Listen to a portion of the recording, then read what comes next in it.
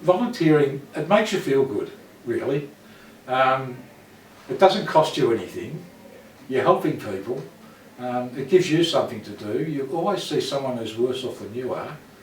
You know, you don't have to go too far to find someone worse off than you are. It's a feel-good feeling.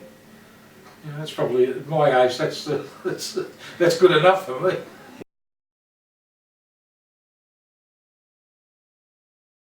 I get here about 9:30, and by that time Annette, the lady out in the kitchen, has got the meals stacked and organised, and they're put in the eskies that you can see behind us, and they're loaded in order. So the first customer is always on top, and you just work your way down to the bottom of the esky.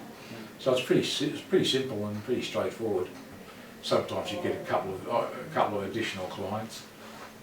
I had one client less and one client more today. Someone dropped out and someone new came on, so that kept the number at the 11 figure. But yeah, 25k. Some of the runs are longer.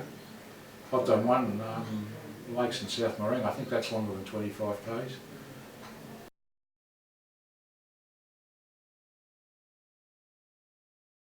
I think there'll be an increase generally when the baby boomers, because I'm one of the baby boomers, and I'm 67, so you know, there's going to be more people wanting that service. Yeah. That's for sure.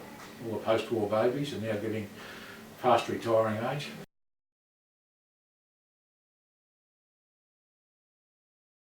People that aren't as lucky as I am, there's one lady I delivered to that she's in a wheelchair, and she's pretty much confined to her home.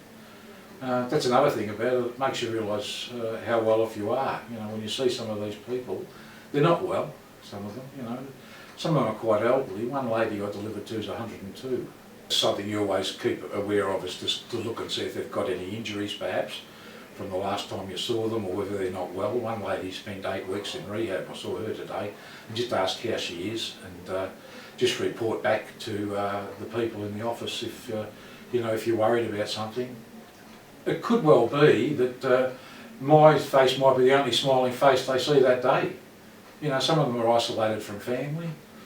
Their kids might live a long way away. So I try and spend a little bit of time there. Most of the time it's just in and you say hello and ask how they are, and they tell you, and have a brief chat, and then just say, you know, see you next week.